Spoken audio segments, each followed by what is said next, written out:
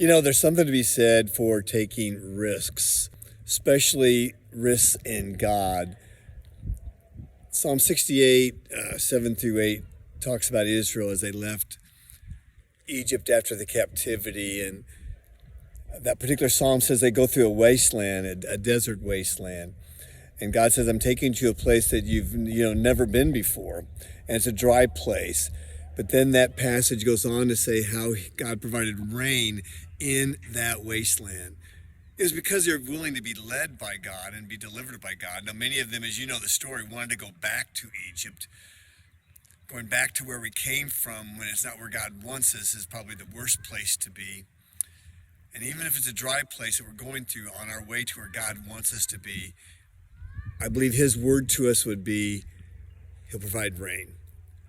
In a dry place, in a desert place, he will give us rain. That means he'll be our refresher.